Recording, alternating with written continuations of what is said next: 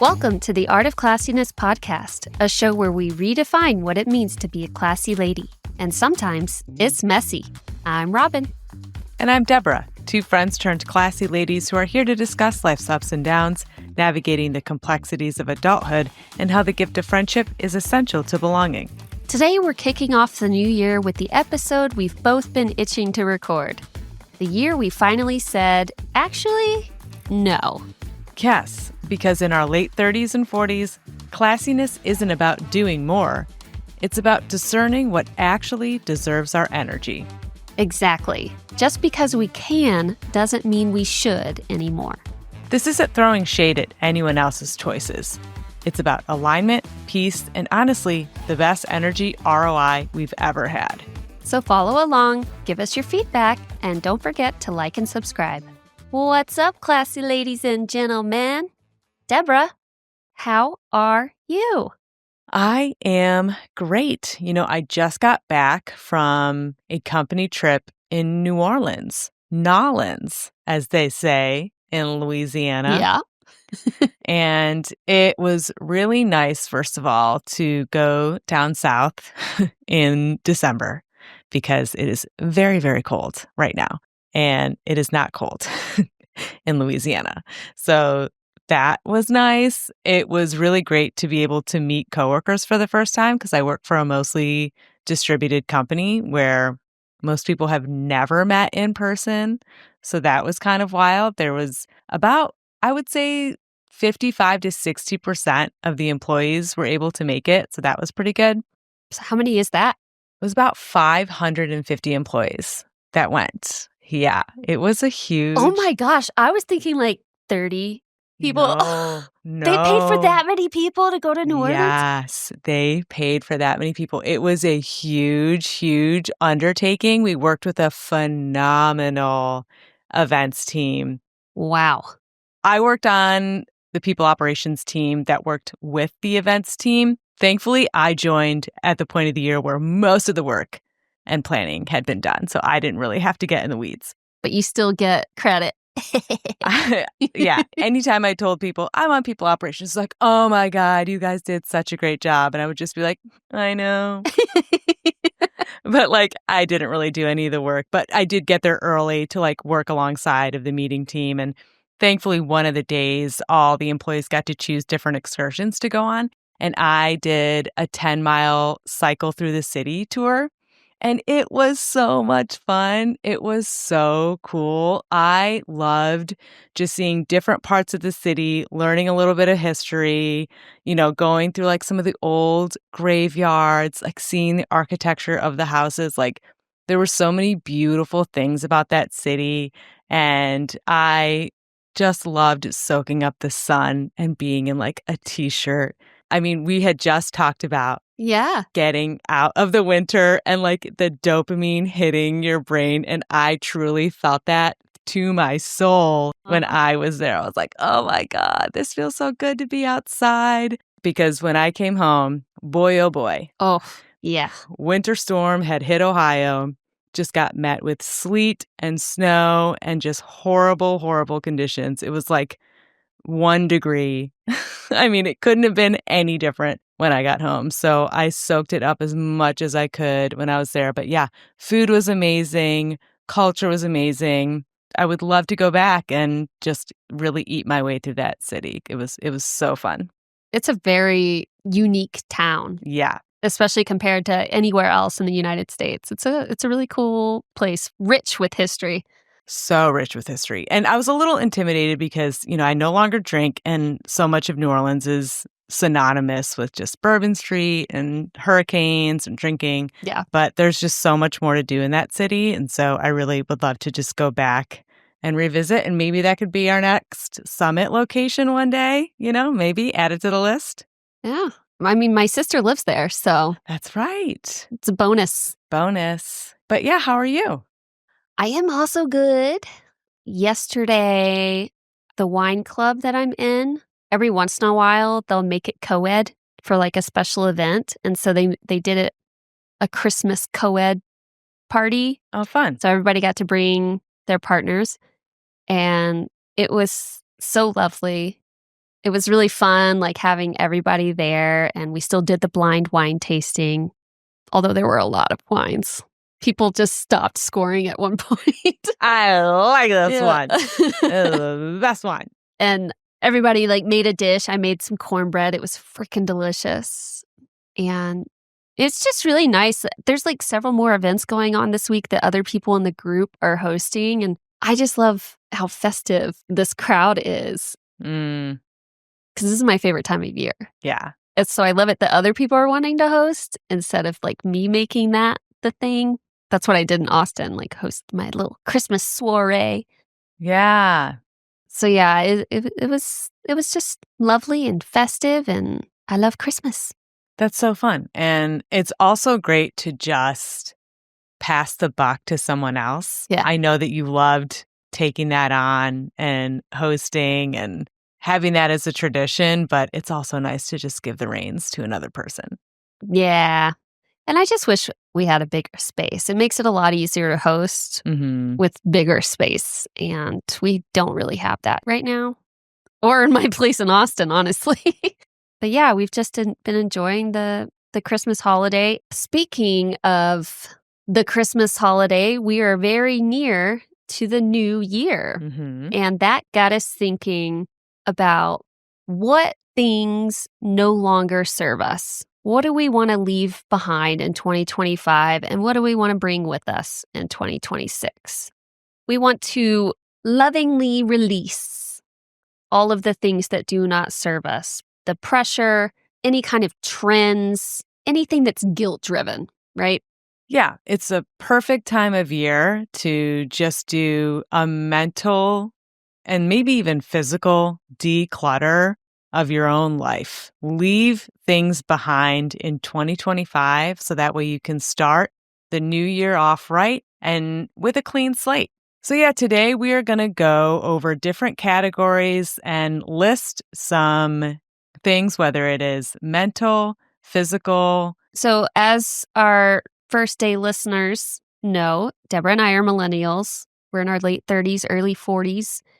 And at this point in our lives, we view classiness and comfort as discerning what actually deserves our attention and energy.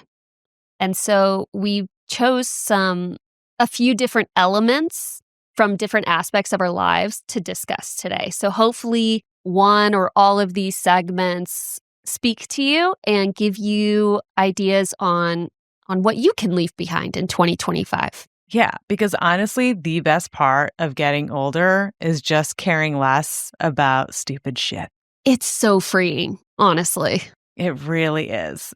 Just to release yourself of caring about little things. But at the same time, there are things that are hard to let go of. So we're going to do this together. We're going to list off different areas that we're just going to let go and say goodbye to. So yeah, let's kick it off. Let's kick it off. What better way to start than with wellness? Mm-hmm. Let's stop romanticizing burnout. We've preached this frequently. Yeah. But let's delve in a little deeper. What kind of things related to your mental wellness do you think we could leave behind in 2025? I think this hustle culture designed as like self-care, right? And I'm a little guilty of this, but I think when people make their New Year's resolutions, a lot of people frame it around, I'm going to start working out in the morning. I'm going to wake up, rise and grind. I'm going to wake up, I'm going to go to the gym. 5 a.m. every day. 5 a.m. Now, mind you, I do get up at 5 a.m. and go to the gym, okay? But that's your routine, right? Like, that is not my routine. That has never been my routine. If I tried to make that change in 2026, I would fail miserably. I would say do it if this serves you, right? For me, I wove this into my routine because I work from home. If I did not find that pocket of time to go to the gym and move my body, I would have severe muscle atrophy at this point, okay? Like, I would not have enough steps for my Apple Watch to know that I am a living person. So, for me, this is something I needed to do. But what I will say is I have really started to listen to my body a lot more when it comes to how hard I am going. So now at this point, since I've been doing it so long, it's hard for me to sleep in, right? Mhm. I just sort of naturally wake up around that time. And if I wake up and I'm either sore or weeks that I'm very mentally burnt out on work, I don't go. And I forgive myself and I release it. Like, you know what? It didn't happen for you today. And so instead, we're just going to swap it out with a little dance party in the kitchen later. And we're just going to be a little bit conscious about trying to get up in between meetings and just make sure that you are not just sitting and staring at a screen all day. But I do think it can be dangerous for a lot of people to make yourself feel guilty about just being on the grind 24/7. The biggest thing for me is I'm just done with feeling like hustling equals success, Right. that constantly moving equals being healthy, that always working out is the healthiest version of yourself. Like I'm leaving that behind. Right. Feeling guilty for needing rest. That's a great one. I think this is for a lot of people, this is definitely something that I personally struggle with. Anytime like you stop, you feel like you're being lazy, right? Mhm. And that's something I have been actively working on this year. I'm getting better at it, but like I have stopped feeling bad about taking naps in the middle of the day. Mm. When I feel fatigued, I go take a nap. And I feel so much better when I wake up. Everything's still fine. Nobody needed me. The world still churns. You're going to be okay. Yeah, I think releasing yourself of the guilt of either resting or just leaving things as is kind of ties into that for me. So whether it is resting physically or even like resting on your chores, like I have a pile of laundry just sitting on my laundry chair. Okay. We all have a laundry chair in our rooms. Mhm. If it's either not quite clean, not quite dirty, or sometimes it is the basket of clothes itself. And it'll get done when it gets done. It's true. And that's okay. That's my least favorite chore. No one is going to barge into my home and say, "Oh my God, You didn't put away your laundry? Ugh. it's not folded yet. You didn't fold it yet." Like, no one's coming over. No one's coming over to judge that. Okay. Nope. Just like no one is going to barge in and say, "Oh my God, you're napping." It's not happening. So, like, do what you need to do, you know? Yep. I just tell Seth, I'm going to go watch my programs. And I crawl into bed with my little snack. Watch some stories. Treat yourself. Treat yourself, you know? That's actually a great segue to the rules we put on ourselves about food in general, whatever that is. Like Mhm. too many carbs, something that's too greasy, any kind of desserts. Like, I don't want to feel like I have to earn that dessert. If I want a dessert, I'm going to have that dessert and I'm going to enjoy it. Mhm. Because why eat it knowing you're going to feel bad about yourself? Yeah. You might as well eat it feeling good. Yeah. Enjoy it to its full extent. Yeah. I'm recently coming to terms with my relationship with food. I had a revelation recently that sometimes my relationship with food mirrored that of my relationship with alcohol. It's all addiction, kind of repackaged in different forms, right? Hmm. And so sometimes I would find those little dopamine hits in like the late night snacks. And I would really kind of fall into these shame spirals of like, oh God, why did I have that ice cream? The same way that I would feel about like a glass of wine, right? The difference is like you have to eat food, right? Yeah. So like you can't cut out food. But I've been kind of in the process of re-examining my own relationship with food and trying to come up with healthier parameters around it. And this is exactly where this falls in the leaving it behind in 2025 is destigmatizing that relationship of it being good or bad has been really, really helpful. And even in New Orleans, like this was actually great because it's a work trip and we were pretty much at a catering diet in the hotel. The food was amazing at the hotel, I will say. Cheers to the Marriott New Orleans. Excellent food service. And every meal they had teeny tiny desserts. And it was perfect. Like they had flan and like a teeny tiny dish, and it was the perfect amount of flan. And part of me was like, I almost wish that like more places gave you just a little teeny tiny serving of it because that's all I really want is like a taste. But if someone gives me a giant plate of it, I'm gonna eat it. I'm gonna eat the whole plate. You know what I mean? I'm gonna eat it. But just give me a teeny tiny bit. And that's all I need to eat, So I am like really trying to be more mindful of that. But what I'm really trying to work on is removing that shame of like, oh, why did I eat that? Because then you just kind of fall into the spiral. At the party last night, one of my friends was eating queso with a spoon. Oh, been there. Been there. I was like, amazing. I love that for you. Yes. Another thing that I feel needs to be left behind is the one size fits all routines. There's the Peloton fad, the Orange Theory, the F45. Yeah. And I'm not saying they aren't beneficial. Like if it works for you, that's fantastic.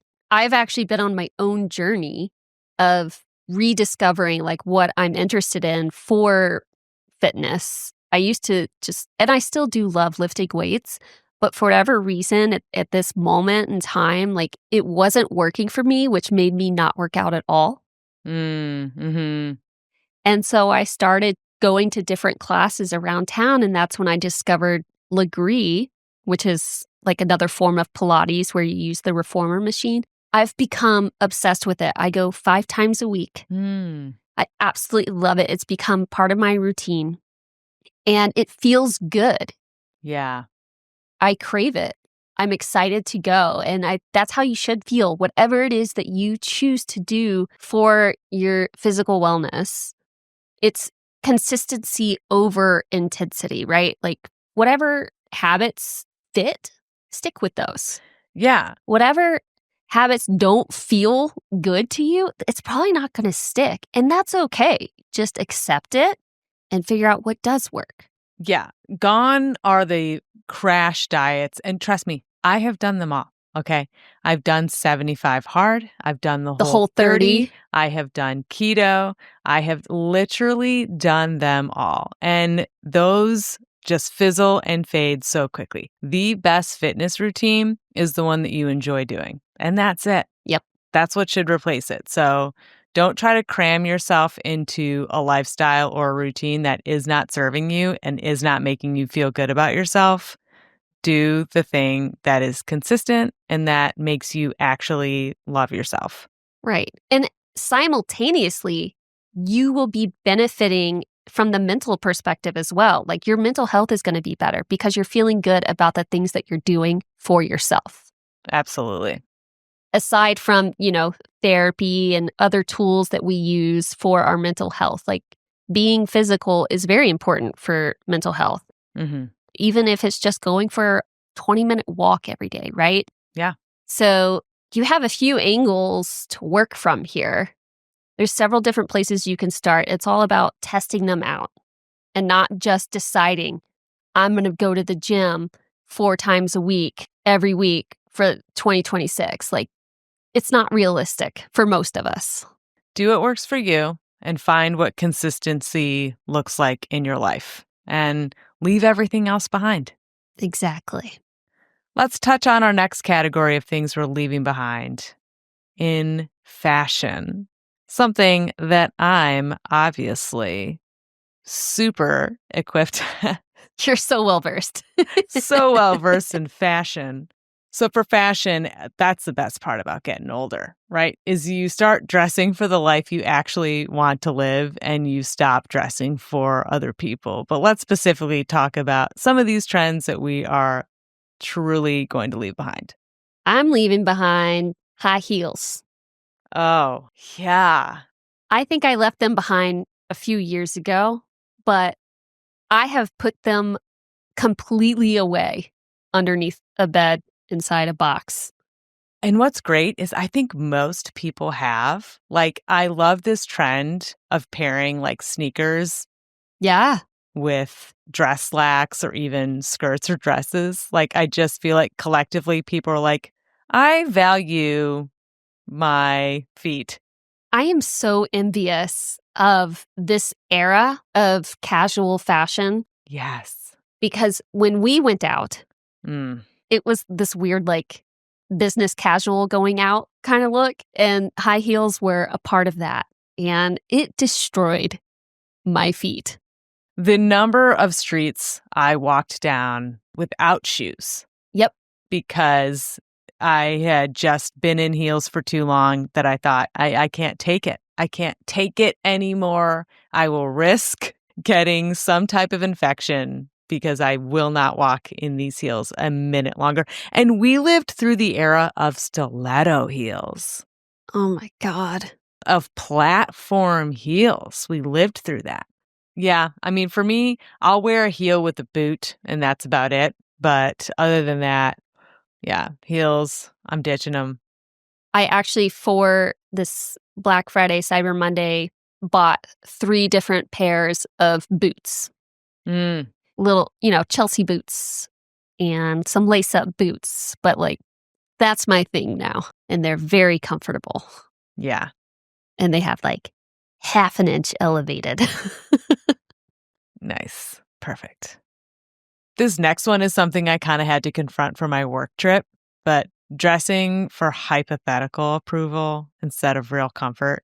Because, I'd never met these coworkers. And also, it's like you don't know like what are the norms, what are people expecting you to wear? And mind you, everybody felt this way.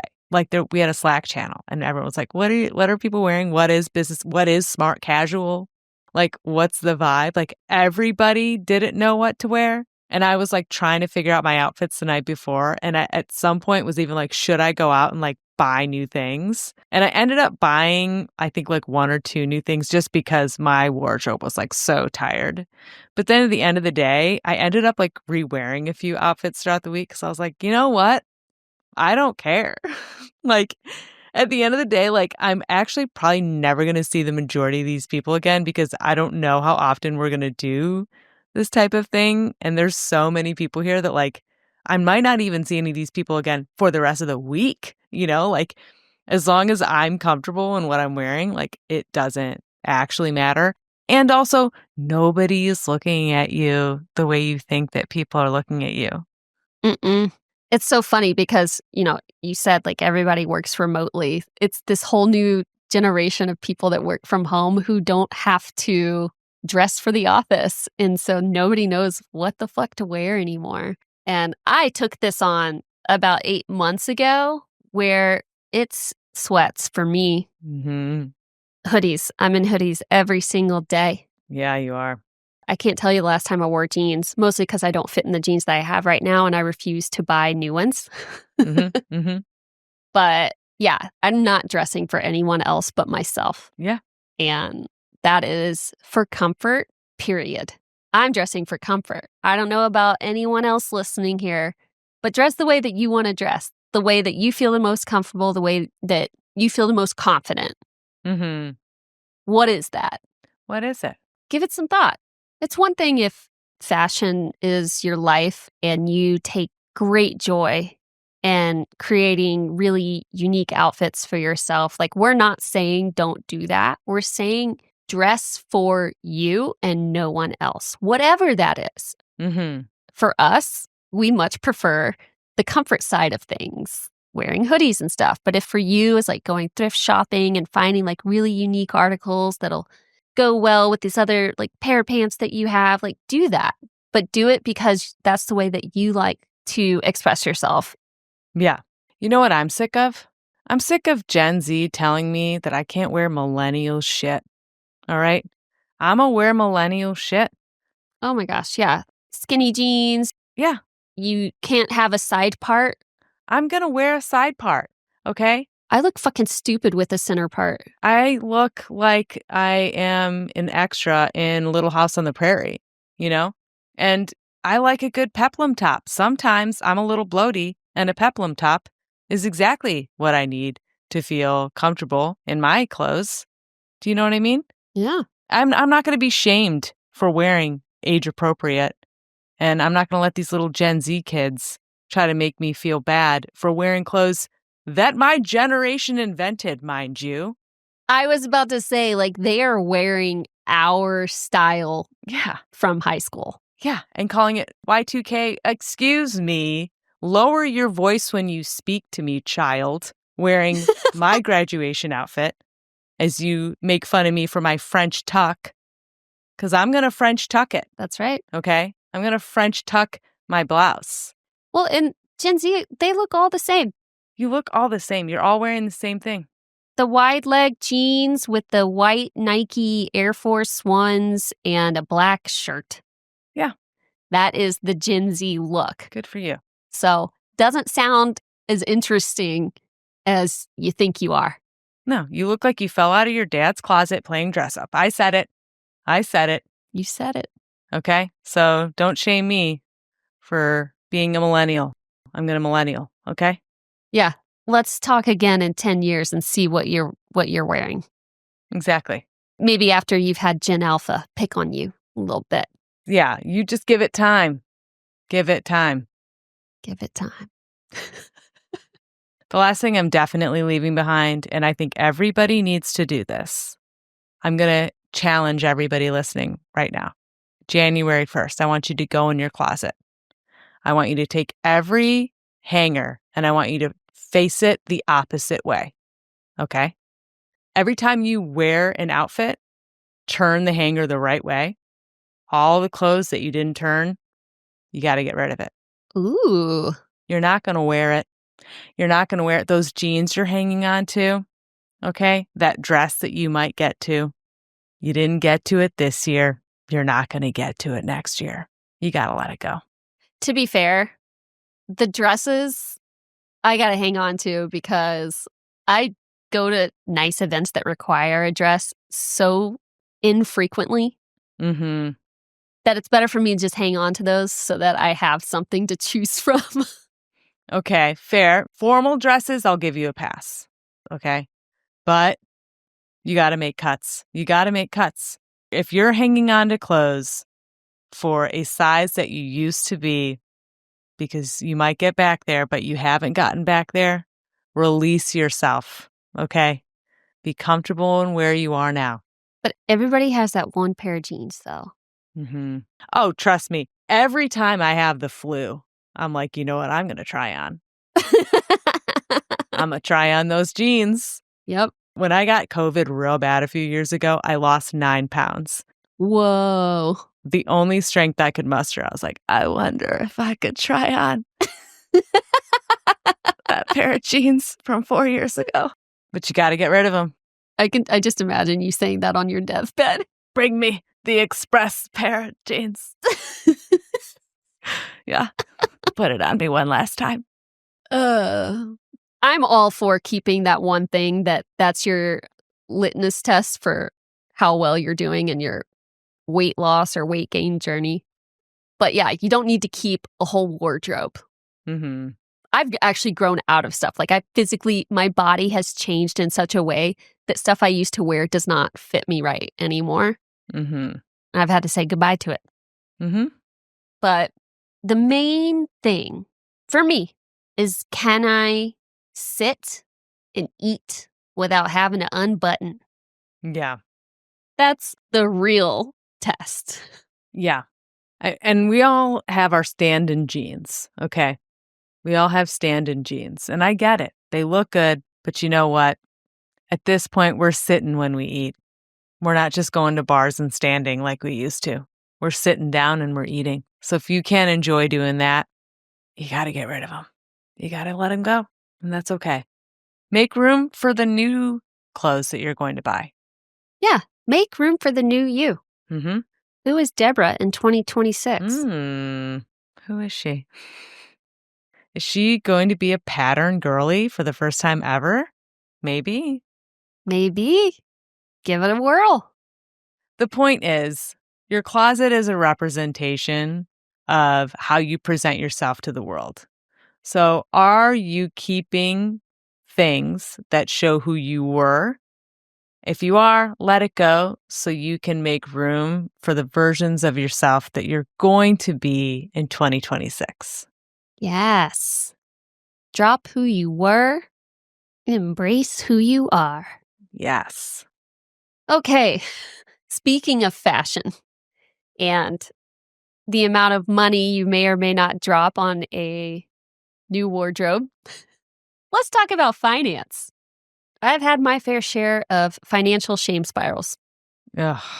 Yeah, this was definitely the most stressful financial year I've had in a very long time. So I had many shame spirals when it came to spending money, even looking at my own account. I think that's kind of a universal experience for a lot of people of, their finances, whether it is shame or stress or planning. So let's talk about some financial practices that we need to leave behind so we can make room for better financial planning in the future. I don't know about you, Deborah, but there was once upon a time that I would say yes to expensive plans out of FOMO. Mhm. Yes. Sometimes obligation, but mostly FOMO. Like I wanted to be included. I wanted to go have the fun that other people were having, and I would spend money that I did not have.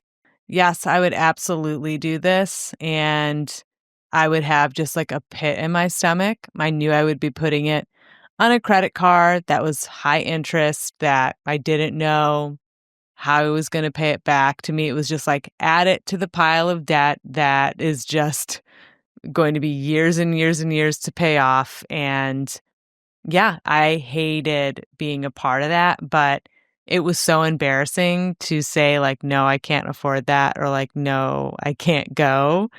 And yeah, I think a lot of people participate in that.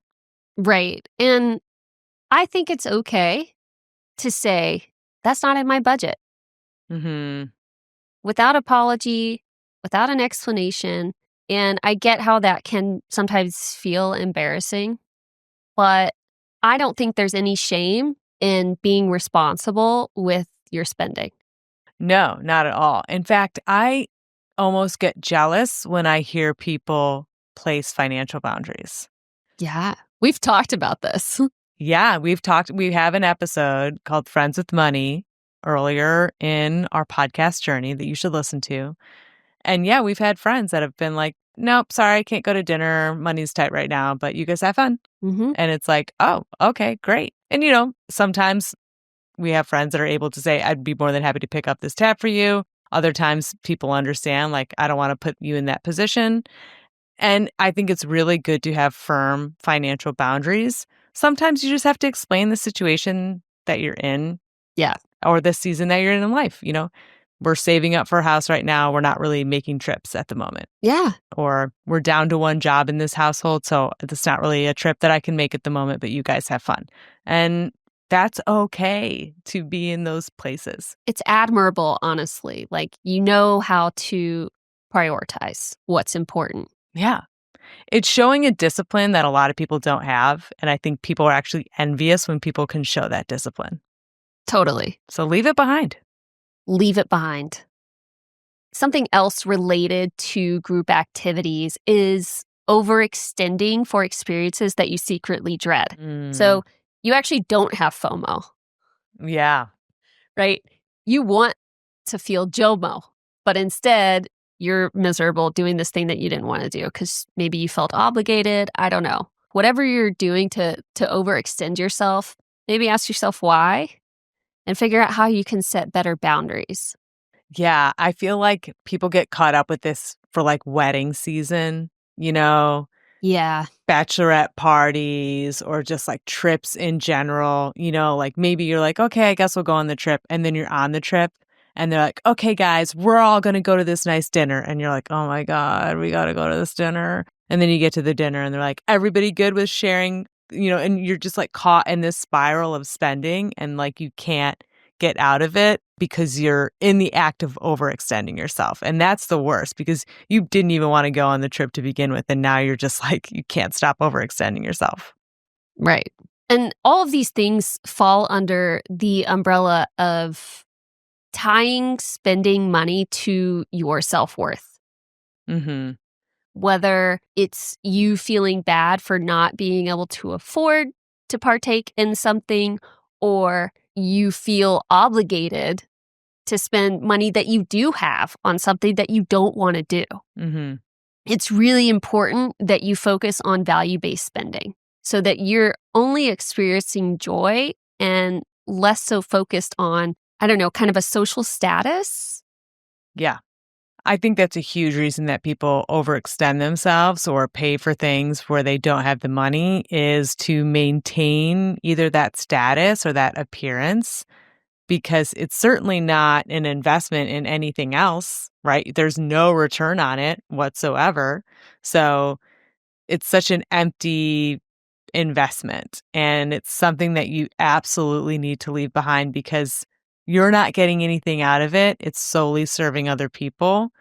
And so I think a way to reframe that or something that you can invest in is really seeing not just saving as like an emergency fund, right? As like, I think people see maybe putting money aside as like the worst case scenario. I think if you reframe that as like your self care fund or like your future you fund, then it becomes a little bit more exciting, right? Saying no to the fancy dinner and saying, I'm going to take that $100 and put it towards my self care fund for the future. Now that can maybe motivate you to redirect your energy into things that are going to have a return on investment instead of this really superficial activity of trying to impress people that if that's what impresses them, do you really want to put your energy into those types of relationships? Mm-mm. Let's talk about one of the most important aspects of life, which is your relationships. But not all of them are worthy of moving forward with you in the next year. That's right. And this is something we have focused on extensively with this podcast is figuring out who your real friends are, who deserves your energy, who is sucking all of your energy away. So that leads us to a couple things that you want to leave behind. First one being one-sided friendships that leave us depleted. Yeah. And I think when we say that, the person that came to your mind right now is probably the person that you need to let go. Yeah, That's all we're going to say. Next one. I just took. true that. True that. Well, hey, you know what? That is actually perfect for our next one. Over-explaining perfectly reasonable boundaries. Right. You didn't need to over-explain that, Deborah, because it's blatantly obvious. Right. If you are finding yourself constantly having to tell somebody why you've had to state boundaries, why you can't go out on a weekday, why you need something from them, why you don't want something from them over and over and over again, like you just need to either cut that relationship off or you need to stop over explaining yourself. Yeah. Sometimes friendships come to a natural end, and that's part of life. Yeah. Sometimes people are around for just a season. And I think sometimes it can be really hard to discern what kinds of relationships those are. And I think a really good way to test that out is figuring out who initiates talking, catching up, getting together, whatever it is. Like, we all have friends that we haven't talked to in 6 months, but you still consider them a friend, right? Mhm. Yeah. There are other people in our lives where if you're not putting in the energy, they're not talking to you. Mhm. And those are the ones that are easy to let go. Just let it fade without any manufactured drama. There doesn't have to be drama around this. No. It's not like they did anything wrong. Just at different places in your lives, you have different things going on, and that's okay. Yeah. And maybe 2026 is just the year that they're not in your life, but maybe they'll come back around, right? Maybe it's just the year that you stop investing that energy. And who knows, maybe they'll start returning it, but it could be the year that you stop putting the effort in. And that's okay. Focus on fewer but deeper and more meaningful connections that are actually going to fill your tank. Hmm. Because how do you benefit from putting all the effort and energy into a relationship where nothing is being reciprocated? What do you benefit from that? Go where you are valued and put your energy there. So, 2026, focus on the relationships that are reciprocal, Yeah. where you can be vulnerable about what's really going on in your life, where your friends can do the same. Because those are going to be the friendships that last, and those are going to be the friendships that actually nurture your mental wellness and your overall happiness and self-worth. Yeah, absolutely. And in terms of like romantic relationships, leave the ones behind where you are the magic. If every magic moment is because you are the magician, Oh my God, if someone had said this to me 10 years ago, yeah, same. If there ain't no show because the magician didn't show up and you are the magician, then like, what are you even doing? yeah, don't let them take your sparkle. Don't let them take your sparkle. And sometimes you love being with a person because you are projecting your own best qualities onto another person. And if that's where you're at, you need to do a hard evaluation and realize that you're actually just in love with a version of yourself that you like. Or a version of them that you see, but they don't display. Don't date for potential. Yeah.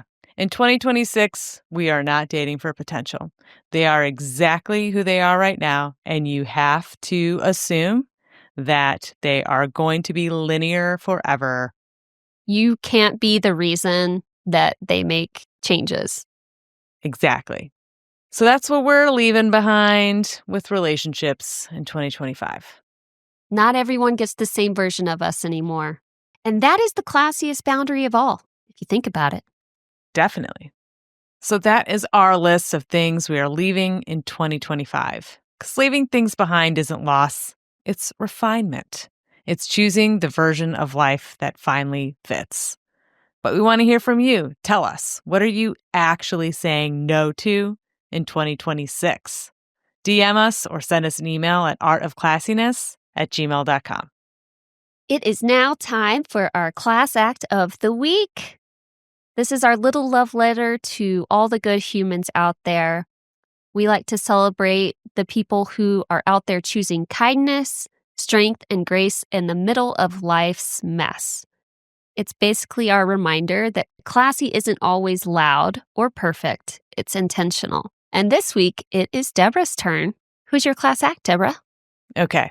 So when I got divorced a few years ago, the worst, I mean, there's so many terrible things. Would not recommend it, not for the faint of heart. But you don't just, lose a husband, but you face the reality of losing an entire family. And that was very daunting to me at the time. And somehow I dodged that bullet. I don't know how. I really don't. There was a time that I didn't feel worthy of the love from my ex-husband's family, but somehow I was able to retain it from them. And I am so unbelievably fortunate that I still call them my in-laws. They are my in-laws, Yeah. his parents and his sisters' love and support. When I was out of town last week, his parents stayed with me. Not with me, they stayed at my house and took care of my kids, made sure that they got to school, watched my dog. His dad was a handyman, put lights in that where the light bulbs had burnt out replaced Aww. electric units, electric plugs that the covers had fallen off, got me a whole new set of keys for my front door that had been sticking. His mom bought my kids new clothes, took them to their favorite stores to buy clothes. And they've just always shown me an overabundance of love. And there are points where I often feel closer with them now, post-divorce, than I did when we were married, which is strange. And I am just so fortunate to still have them in my life. There were times in the trip where people were like, "Who's watching your kids? Or are they with your dad?" No, they're with my in-laws. And I would get like a head tilt, like, I'm sorry, are you still married? Or What you mean? it's like, no, I mean, they're still my in-laws. Like, I don't really know how else to explain it. We're still close. And I know how unusual it is to still have that relationship with them. I do not take it for granted. And they are literally the classiest people that I think I've ever met in my life. And so, John and Terry, you guys are my class act of the week. And I just could never, ever express my gratitude more deeply than I can right now. So thank you so much. Aw, that's so sweet. Yeah, I know. Such good grandparents.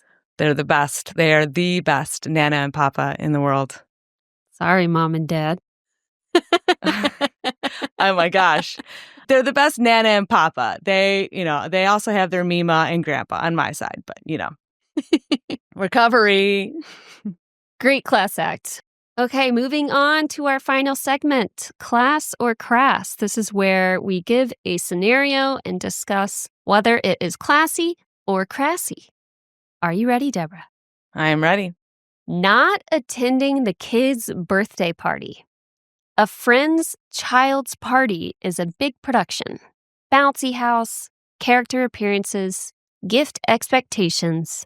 You RSVP no because weekends are sacred recovery time. Is it classy because you're protecting your rest? Or crass because you're opting out of kid-centric events? This is tough because, I can definitely see both sides. If you are child-free, I could totally understand opting out of this. Yeah. As someone who has kids, like Robin, if you were like, I'm opting out, I would 100% understand. I'd be like, yeah, I get it. 100%. If I did not have kids, I wouldn't want to come to this bouncy house fucking get your face painted situation either. Do you know what I mean? Yeah. I know not all parents think like that. I personally get very overstimulated in these types of environments, and I find most other children insufferable. Not my friends' kids, but it's not just your friends' kids there. They're classmates, it's kids you don't know, it's cousins, it's young babies. Everybody's sticky. Yeah. Someone's crying. You know what I mean? So if I were hosting this and someone RSVP'd no, my feelings would not necessarily be hurt, but I know not everybody feels that way. I think the way that this is phrased, like, you say no because weekends are sacred recovery time, right? Like, this is the time you take for yourself. And we just spent this whole episode talking about how important it is to prioritize yourself, your own well-being, your own peace. And I think this is a perfect example of that. A friend's kid's party, like, if that friend gets upset with you for not coming to their kid's party, like, I don't know. Why? Why are you upset? Like, don't you have too much going on? Are you even going to know that I'm not there? Right. I've gone to plenty of kids' birthday parties. A lot of times I enjoy it. It's fun. But I never feel obligated to be there. I just go because I want to hang out with my friends. Yeah. I think it's perfectly fine to say no. I think it is very classy to protect your rest, protect your peace. Me personally, I think if you are child-free and you don't want to be around young, sticky kids, then I would not be upset if you RSVP'd no. To me, it's just not the kind of event that requires your presence. Yeah. Send a card, send a book, Yeah. You can still get them a gift. Right. You can still be thoughtful about it, but I don't know. There's nothing crass about opting out of that. No, hold your boundaries. Reserve your peace. Hold your boundaries. Yes, precisely. It's classy. All right. That was cathartic. We hope this episode felt like a big exhale for you too. A gentle permission slip to let go of what's been weighing you down and make space for the things that actually light you up. Because refinement isn't about becoming less of yourself. It's about becoming more you. And honestly, that's the classiest move we can make. We'd love to know what's on your actually no list for 2026. A habit you're ditching, a boundary you're finally setting, a trend you're happily waving goodbye to. Send us your stories at artofclassiness@gmail.com or DM us on Instagram or TikTok at Art of Classiness. Thanks for listening. And remember, classy is a state of mind. So mind your classiness. Bye.